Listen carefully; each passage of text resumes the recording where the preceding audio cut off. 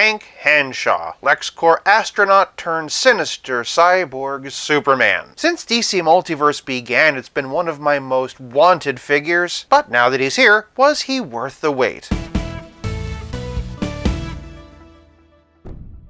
Welcome to 5 Points of Articulation. Starting with the packaging, and it's a standard DC Multiverse window box. Nothing overly surprising, except that is for the source material. Instead of Reign of the Supermen, they have this as being from Revenge of the Green Lanterns. I'm wondering if that's not just to make it easier for this version. It doesn't really matter, just an observation. For those searching for their Cyborg Superman in-store, here's the UPC, and then on the back is some nice comic artwork, which does a great job of showing off the design of the figure in the box. For packaging, Cyborg Superman gets 4 points. Moving on to presentation, and Cyborg Superman stands at 7 1/4 inches, or 18.5 centimeters, and is technically a mostly new figure, but he very clearly is based off of Hush. Details were changed, such as the cuff of the sleeves, or the extraneous seam lines, but the similarities are unmistakable. The only parts left unchanged are the trunks and the right foot. Beyond that, the new tooling went to all the cool new robot parts. You got all the hoses and pistons in the neck, as well as the hydraulics of the arm. I particularly love the sharp angles of the torso. Really good job there. Flipping it around, you can also appreciate all those details from the back. And of course, he has his famously robotic left leg, complete with kind of sort of Superman boot chevrons, and ninja-like two-toed foot. In fact, there's even a hole carved through it, which is really cool. The head is also very well done. The robot side evokes Terminator, but the flesh side has been handled well, and I do like the messiness of the hair. The new tooling also accommodates a wired soft goods cape. After my recent disappointment with New 52, I was afraid they were going to cheap out on that. That's not to say it's all praise. There are a couple of missed opportunities. First things first, they did skip the S on the cape, but more importantly, they skipped the silver on the left arm, and most obviously the right thigh. Strictly speaking, an argument could also be made that the joints should be painted, and while of course you could always do that yourself, my biggest fear is not being able to correctly match the paint and have it end up being kinda jarring. If you found a good silver to use, sound off in the comments below. Lastly, we should probably talk about the logo. It's been sculpted perfectly. Leastways, I like it much better than the distorted Hush version, but Cyborg Superman's S is usually depicted as being dark on one side, though I'm fine thinking of it as a shadow and not actually the design. I suppose a happy medium would have been painting it metallic like Action Comics 1000. In McFarlane's defense, even Mafex didn't do anything different with the logo, so personally, I'm fine with it. With a little extra paint, he would have been perfect, as is, and for presentation, I'm giving Cyborg Superman a still good 4 points. If you're enjoying this video so far, do me a favor and give it a like. Moving on to Poseability, and nothing really out of the ordinary here. Well, one thing, but we'll get there when we get there. From the top, and as usual, Hank's head is on a dumbbell joint. He can look up this high, which is better than I was expecting given the long hair. For perspective, here he is looking straight, and this is as far down as he can bury that trap jaw. Nice enough amount of tilt, and all the way around. Moving down, and he can raise his arms over 90 degrees, which is nice to see. Of course, they get complete rotation, and benefit from that multi-directional rotator cuff. Same thing on this side. Of course, we have bicep swivel, double jointed elbow with a perfect bend, and wrist balls that can swivel and hinge in any direction. Move into the middle, and Hank has a diaphragm joint and a dumbbell waist. He can arch back this far, which is what I want to see in a flying character. In combination with his neck articulation, here's a flying pose. Very good eye line. No real hunch forward, unfortunately. For context, here he is standing straight, but we do get a nice deep indent on the side-to-side tilt, and of course twist. Below the bright yellow belt, and Cyborg Superman has the standard McFarlane hips. He can kick this high, which is really good. I'm also pleased by how far back he can kick, and of course he gets a super split. Working our way down the leg, and he has a very good amount of twist, though some would argue that this would be a nice spot for a thigh cut. And hey, remember in presentation when I was fawning over this really cool see-through effect? The trade-off, unfortunately, is that he only has a single jointed knee. Well, on this side anyway. On the other side, he has a double jointed knee with a more than satisfactory bend, as well as toe articulation, and ankle balls that can swivel, hinge, and like LexCorp astronaut Hank Henshaw transferring his consciousness from his deteriorating body into a robotic Superman lookalike,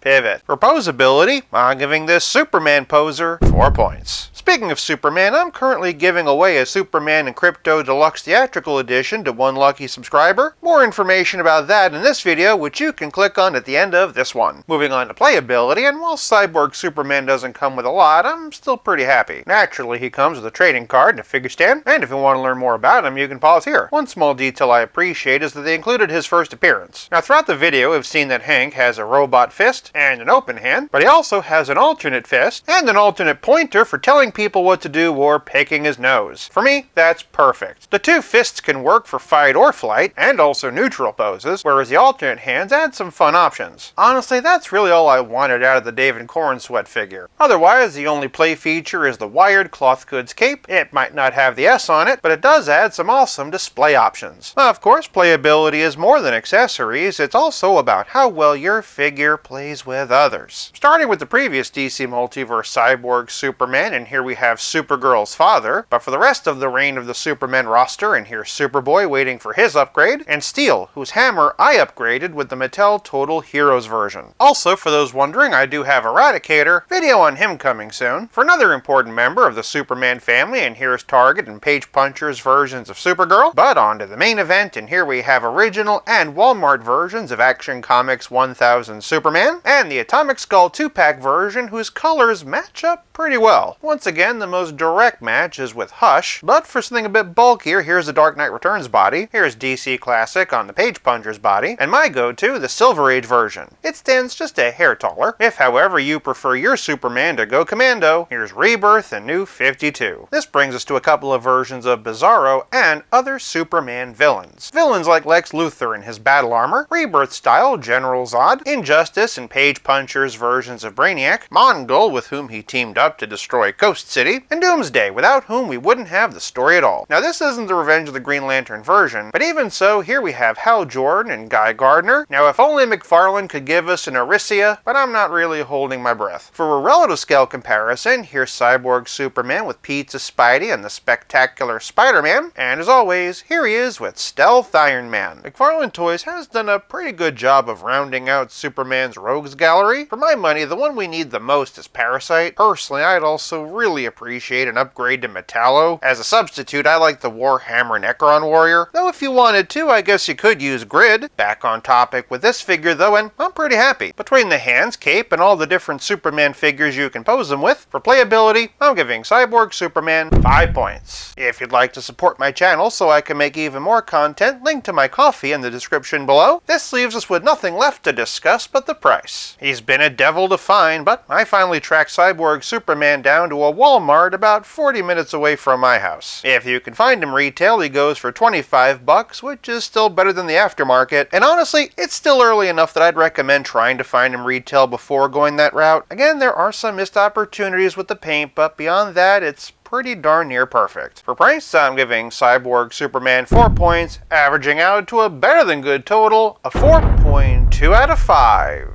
Agree? Disagree? Sound off in the comments and let me know what other villains you'd like to see McFarlane make. For more Superman videos, check out one of these, and until next time, play nice and have fun. And my go-to, the Silver Age version, which does stand a little bit taller.